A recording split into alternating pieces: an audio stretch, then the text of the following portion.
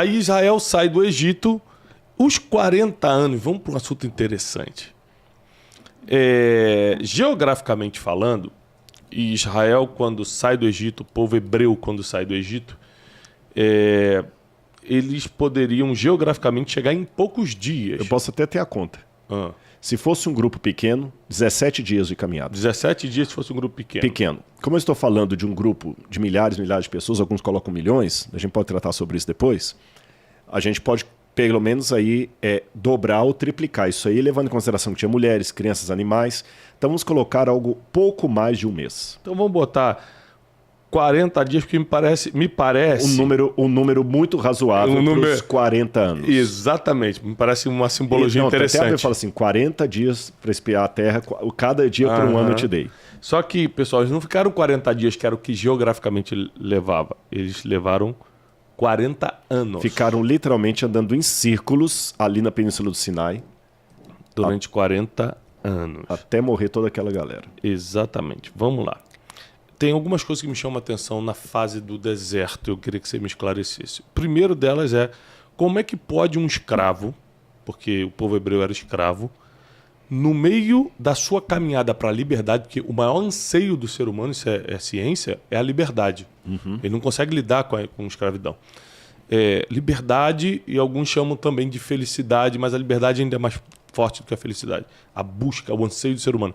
Como é que pode o ser humano ter ficado anos sendo escravo, ele está agora na busca da liberdade, no caminho da liberdade, parar, suspirar e falar que saudade das cebolas do Egito. Ou seja, que saudade daquela comidinha. Era ruim, mas era certa. O ser humano, ele realmente acostuma com a escravidão, é mentalidade baixa, é algo espiritual. Ao que se atribui essa murmuração sem fim do povo hebreu no deserto? Eu acho que pode ser É coisa de ser humano ou é coisa de hebreu? É de ser humano. E é um cômputo de tudo que você falou. É espiritual, é crença limitante, uma série de coisas. Lembram daquele Papillon, o homem que fugiu do inferno? Uma história real. Já houve um filme, um remake, um segundo filme aí do Papillon. Ele fugiu esqueci o nome da prisão que ele fugiu lá. Enfim, na primeira versão do filme, eu estou tentando lembrar, nas Guianas, ele estava preso nas Guianas. Na primeira versão do filme, tem uma cena emblemática. Ele é jogado numa solitária, num buraco, e ele fica ali dias e dias na escuridão. Quando ele vai sair da solitária, que eles abrem ali o coisa, ele olha a luz do sol e corre para debaixo da cama. Ele estava tão acostumado com as trevas que ele vai para ali, é o mundinho dele. Então nós temos um fenômeno, eu vou partir do psicológico para chegar no espiritual, que muitas pessoas às vezes se acostumam no sofrimento porque é o mundinho dele, apesar dele estar sofrendo, é onde ele tem um certo controle. Síndrome de Estocolmo é um outro exemplo, aquela pessoa que é apaixonada pelo sequestrador. Pelo bandido. E quem trabalha, por exemplo, não estou banalizando a coisa, estou falando de uma realidade. Quem trabalha com violência contra a mulher, percebe isso, que a grande dificuldade de botar muito vagabundo na cadeia é que às vezes a própria mulher dele não deixa. Repito, gente, falo isso com muito carinho e muito cuidado, não estou banalizando, estou falando de uma realidade. E se você tiver algum policial nos assistindo, algum advogado, pode colocar se eu estou mentindo.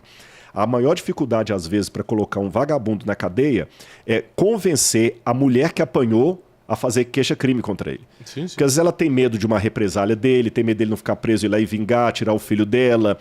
Tem uma série de circunstâncias que leva a pessoa, então, a ficar preso naquilo que o oprime. Então, a primeira coisa que você tem que fazer para libertar uma pessoa não é cortar as algemas dele, é mostrar que ele pode andar sem aquelas algemas. Por isso que Deus não os levou direto para a Terra Prometida. Eles tinham que passar pelo deserto. Tinha que ter uma limpeza? Mesmo que fosse por pouco tempo, tinha que ter uma limpeza. E o deserto no Oriente Médio é símbolo de preparação para uma grande missão. Pode olhar que todos os grandes homens e mulheres de Deus, quando foram chamados, passaram pelo deserto. Jesus passou pelo deserto, Moisés, você tem Elias passou pelo deserto. No Apocalipse, quando fala do povo de Deus como uma mulher vestida de sol, ela passa 1260 dias no deserto para se preparar para entrar na Nova Jerusalém, no Apocalipse. Paulo, quando se converte, antes de começar a pregar, ele vai passar 3 anos lá no deserto da Arábia. Então, deserto é o lugar que você prepara. Então, Deus falou o seguinte, olha, para que vocês tenham cabeça de pessoas libertas, eu tenho que primeiro preparar vocês. O problema foi que eles reprovaram na preparação, no exame. Sabe aquele. O exame do BOP. O Ibope. Do BOP. Foi fazer o exame para entrar pro BOP. Ou aquele funcionário que você tinha uma carreira promissora para ele, mas ele já é reprovado no estágio. Não tem 3 meses que assina a carteira como. Esqueci o nome que dá. Experiência. É o que o Wesley está dizendo. Na experiência, você tem que demitir o sujeito. Então, esse foi o problema deles. Eles saíram do Egito, repito, mas o Egito não saiu. Então, a gente tem que vencer. E partindo para a realidade hoje, perguntar assim: eu estou pedindo a Deus a liberdade, mas eu quero o preço de ser livre. É aí que eu termino a minha resposta com essa informação importante. Ser muito livre também envolve em compromisso, responsabilidade e dádiva. Não, ser livre é mais difícil. É mais difícil. Porque você que vai ter que escolher, ninguém vai escolher por você. Você que vai ter que correr atrás da comida, ninguém vai botar comida para você. Ser livre só não apanha. O escravo apanha. Por que Deus perguntou ao cego: que queres que eu te faça? Pode parecer a pergunta mais imbecil, mais óbvia que alguém fala. Você tá entendendo? Eu tô aqui, eu quero lavar o meu carro. Aí você chega lá: o que você quer? Um sanduíche. Quero que lave meu carro. Por que Jesus fez essa pergunta tão óbvia? O cego estava lá pedindo esmola. Todo mundo dava esmola para ele, tadinho, por causa da cegueira dele. Quer dinheiro ou quer a cura, né? Agora, no dia seguinte, ele estava enxergando, mas ele não tinha mais como pedir esmola. Ele tinha que agora arrumar o ganha-pão dele. Então, você não pode apenas almejar a liberdade. No deserto tinha maná, na terra prometida tinha que plantar e colher. Tinha que plantar e colher. Então eu estou preparando você. Daqui a pouquinho, igual andar de bicicleta, agora está com rodinha, daqui a pouquinho vai ser sem rodinha. Autoescola. Eu tô aqui do seu lado, mas daqui a pouquinho eu vou sair e você vai dirigir o carro sozinho. Na Marginal Pinheiros. Essa questão de preferir a escravidão é impressionante. Primeiro você não tem que pensar, você não tem que correr atrás de nada. Tem até uma história real, né? Que o cara não estava mais aguentando a esposa dele e foi para a porta da delegacia. Tu soube dessa, Wesley? Não. Soube não? O cara não estava mais aguentando a mulher dele. Que casamento, né, para alguns é complicado. Aí o cara não estava aguentando mais, foi para a porta da delegacia e começou a quebrar as viaturas.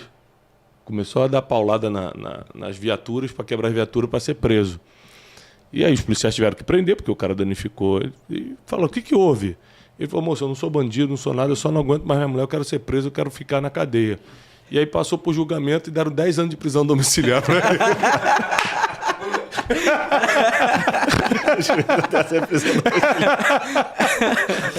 Mas que tristeza, né? A vida. Agora, a gente tem que mandar o Wesley pro deserto pra chegar na hora dele ser usado por Deus, né, Teixeirinha? Agora, você falou de prisão domiciliar, eu tenho uma nota triste para alertar, porque eu tenho certeza que muitos dos que estão nos assistindo aqui são jovens. Sim. Isso aqui eu não estou falando com base em biblismo, não. Mesmo autores, Lipovetsky, você tem o Ernest Becker, que escreveu a Negação da Morte, e outros mais que eu Bauman, que eu podia citar aqui. Essa geração que nós estamos agora é uma geração que tem como característica o querer viver escravizado. Meu Deus. E eu vou explicar por quê. Estou trazendo autores que não tem nada a ver com Bíblia.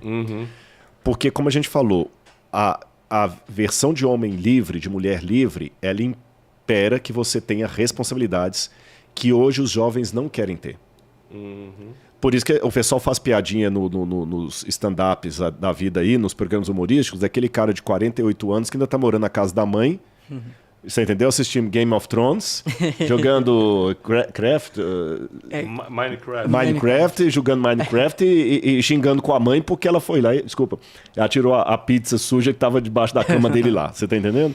Ele não quer crescer. E a geração que consumiu demais o Friends, lembra aquele Friends? O Friends, ele não foi dado apenas para entretenimento. Havia uma mensagem naquilo ali. E o Friends se tornou o Friends Big Bang Theory, 2 Homens e Meio, Two Men and Health. Esses folhetins americanos todos, eles mostram o emblema dessa geração. Pessoas solteironas que não constituíram família, que banalizam a família, porque hoje a ideia de família está sendo banalizada. Não, é ridículo, família, isso é modelo patriarcal, fanático, religioso, chauvinista, outros istas aí, fascista, machista, patriarcado. Estão banalizando porque constituir família é uma coisa que envolve trabalho, as pessoas não querem, preferem ficar como sacrifício, preferem ficar como solteirões no apartamento, pegando uma menininha, outra ali, tal, nos 30, 40. É o egoísmo. Não abre mão do egoísmo. E por isso que muitos batem palma, por exemplo, para sistemas comunistas ou socialistas, sendo que ele nunca viveu num país de regime totalitário isso. Claro. Ele nunca viveu na União Soviética, ele não viveu em Cuba, ele não viveu na Albânia, na época do comunismo, ele nunca viveu nesses lugares. Claro. Ele nunca viveu na China comunista. Aí ele fica, não, eu quero... Por quê? Porque é a mentalidade do escravo. Se eu tenho o Estado me garantindo o meu ganha-pão, tá tudo certo. tá tudo certo, que eu não preciso correr atrás do meu pão. É pouquinho, mas é seguro. Mas, e se a gente falar de outros tipos de escravidão, tem um livro recente da doutora Anna Campbell, se eu não me engano, Anna Campbell, que chama-se Nação Dopamina. Nação Dopamina, é isso mesmo. É um livro que está bem forte agora. Aham. E ela fala justamente isso. É muito mais fácil... Campbell, né? Campbell, ou Campbell, alguma coisa assim. Vou pegar. Anna Campbell, alguma coisa assim. É muito mais fácil ser escravo de alguma coisa por causa do prazer, por causa da dopamina. Por exemplo, o cara que é escravo da pornografia, escravo Do vício. do álcool, escravo da droga, ele encontra prazer o tempo todo, só que esse prazer ele tem fração de minutos ou segundos, e ele precisa de uma nova dose, de fazer uma nova besteira, de uma nova prostituição, de uma nova... Então as pessoas parecem que elas não só se acostumam, mas também estão descobrindo prazer na escravidão. E Israel, quando começa a reclamar, vendo os milagres, o que me assusta no povo hebreu, é que eles estavam vendo os milagres, estavam vendo maná cair do céu, estavam vendo a coluna de fogo, a coluna de fumaça, eles estavam vendo e ainda assim falando, E o sabe Egito por era quê? melhor. Aí eu faço uma ponte com a passagem bíblica do Egito com a realidade atual. A realidade assombra. A realidade dá medo. Lembra do Matrix? Claro. Que alguns preferiam o mundo da Matrix ao mundo da realidade. Uhum. No mundo da realidade, o verdadeiro Deus era o Deus de Israel. A realidade estava esfregando na cara deles assim. Eu sou o verdadeiro Deus, eu que abri o mar vermelho, eu que trouxe o maná, mas eu exijo fidelidade. Trabalho. Eu não divido minha glória para outro. O Shabat, por exemplo, a guarda do sábado. A guarda do sábado não foi dada para um bando de vagabundos, não. Pelo contrário, 6 dias trabalharás. A gente só pega o mandamento do Shabat com o dia do descanso. Mas lembra que antes de falar do descanso, Tem o trabalho. 6 dias trabalharás. Ele não falou 6 dias tirarás férias e no 7º vai prestar para mim. Não. Trabalhar na terra, etc.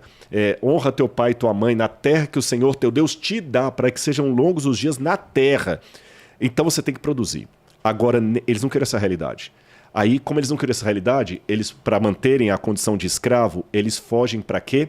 Fogem para o mito, para o virtual. E o que foi o virtual? Trouxeram do Egito uma cópia do touro Apis, em forma de um bezerro, e adoraram o bezerro, falando, veja Israel, quem te tirou do Egito. Adoraram o bezerro. Hoje, fazendo o paralelo, estamos na mesma coisa. O mundo hoje, ele não quer a realidade de Deus. Ele quer... E isso, o Ernest Becker, que eu falei com vocês, da negação da morte, ele trata muito bem. Nós criamos hoje o romance apocalíptico. A relação matrimonial, ela é bem diferente do romance do filmezinho de sessão da tarde. Então, como o pessoal não quer enfrentar a realidade, ele fica com 40 anos ainda na balada, pegando outra menina que já tem uns 30 e tantos, fingindo que não vai envelhecer, usando para o mundo das drogas. Os próprios games são uma fuga da realidade, porque a sobriedade dói muito. Somente pessoas que estão muito bem consigo mesmo, com o próximo e com Deus, aguentam a sobriedade. Por isso que o mundo refugia-se na dopamina. A dopamina deles foi o bezerro de ouro. A dopamina de hoje pode ser a vida virtual, pode ser esse universo paralelo que muitos vivem. São os bezerros de ouro que nós vamos criando para não aceitar o Deus verdadeiro. Isso é bom demais, essa mescla de a realidade é muito dura, a sobriedade é muito dura, então as pessoas sempre vão buscar o virtual, a dopamina, o prazer, o vício, alguma coisa, nem que seja através da reclamação e da murmuração para tentar fugir. E que a dopamina, quando realidade. Moisés chegou, como é que estava o pessoal que adorou o bezerro? Pelado. E aí os comentaristas fazem duas hipóteses ali. Ou eles estavam nus porque ficaram com vergonha, ou eles estavam nus porque a orgia foi chegando a tal momento da música, todo mundo dançando ali, que no frenesi o pessoal começou a tirar a roupa. Que acontece em muitos festivais. Rituais, muitos rituais pagãos. O interessante é o seguinte, quando o povo chega próximo a entrar, Deus leva Moisés, não deixa Moisés entrar. E quem assume o governo ali é Josué. E começa uma estruturação de uma nação. Quando é que a gente pode considerar que Israel, depois que saiu do Egito, virou realmente uma nação? Em que ponto da história bíblica a gente pode falar, agora é um país, agora é uma nação? Bom, em termos históricos, cronológicos, eles vão se tornar uma nação já ali no período dos juízes. Esse período que você falou imediatamente após Josué é o período dos juízes. Por que eu sei que ali Israel já virou uma nação? Porque nós temos uma estela, para quem não sabe, é uma pedra comemorativa que os reis do passado escreviam leis, deeds, que seriam atos, coisas que ele fez, contratos, ou leis, contratos, ou então grandes feitos dele. Ou, por exemplo, a grande pedra de Hammurabi, o Código de Hammurabi, é uma lei em forma de estela, uma estela preta, né? E o faraó Merneptah, ou Meremptah, da 19ª dinastia, da família do Ramsés, ele fez uma estela enorme, contando dos reinos contra os quais ele lutou. E ele menciona num determinado momento da linha, ali, você já foi ao Museu do Cairo? Já. Não sei se você, quando foi com o seu guia, se ele mostrou a estela de Meremptah, porque ela fica debaixo, está no museu antigo ainda, ela fica debaixo de uma escada lá no fundo, pouca gente vai lá. Isso dá até tristeza ver. Totalmente vazio ali. Não vai, eles não mostram quase. E lá você tem na linha, eu leio um pouquinho do hieroglífico pro pessoal ali, né? Eu destruí Askelon. E a semente de Israel não mais existe. E o nome Israel já é mencionado ali junto com Askelon, com outros territórios, com outros reinos que que o Egito combateu. Então eu tenho ali, no século XIV, 1300 e pouco, eu já tenho um indício ali de Israel sendo considerado pelo Egito uma nação. Antes de Cristo, né? Antes de Cristo. E se eu estou falando de 1300 e alguma coisa antes de Cristo, você vai ter o primeiro rei de Israel por volta... Estou arredondando os números, tá? Vamos pegar 1300 e vamos colocar ali o Saul em 1100. 200 anos antes da monarquia, 200 anos antes de Saul, já era considerado um povo. E eu estou contando isso porque muito historiador vai falar que Israel só se tornou reino mesmo na época da monarquia. Mas eu tenho essa evidência arqueológica que foi antes. Se eu não me engano, Gideão, que ainda é na época dos juízes, já falava o meu povo Israel contra o povo amalequita, contra o povo que entrava. É porque os que não acreditam na historicidade da Bíblia vão dizer o seguinte, quando diz o meu povo, isso é o descrente da Bíblia. Claro. É como se você pegasse o bando de Lampião, falando assim, o nosso povo vai lutar contra os macacos do governo. Mas o Lampião lutando contra as forças de Getúlio Vargas não é Estados Unidos lutando contra a Inglaterra. Tá certo? É um bando de foras da lei, como é que fala? Uma gangue, sendo... Não tinha legitimidade. Legitimidade. O dia de Mafagafa tinha 5 mafagafinhos, né? É isso aí. É que nós temos aqui um problema nessa equipe que ninguém fala direito, né? Fala aí, é inadmissível. Inadmissível. Então nós temos um problema sério aqui nessa equipe. Não, você sabe que esse negócio de problema é que tinha 2 meninas num ônibus e o cara tava ouvindo as duas conversando atrás e falou assim, não, pois é, fulano, porque eu tô com uns problemas. Peraí, me ajuda agora aqui, é problema ou problema? Aí a outra que entendia mais de gramática falou assim, eu sei como é que é. Problema é de cabeça e problema é de matemática. Tá bom. Então, voltando, deixa do problema ou problema pra lá, Eu até esqueci o que eu estava falando. Então, a questão do Lampião aí contra Getúlio Vargas. Mas eu tenho esse indício de Meremptah mostrando que Israel não era um povinho, uma gangue, não. Já era uma nação contra a qual o Egito se envolveu. Tanto é que quando o Egito fala de Israel, escreve Israel e aparecem 2 bonequinhos, que é o determinativo de povo. Você tinha em egípcio o determinativo de cidade, que era como se fosse uma coisinha assim com um solzinho, que é Nitru, que é cidade, ou você tinha os 2 bonequinhos que era determinativo de povo, de nação. Então Israel já era uma nação desde essa época.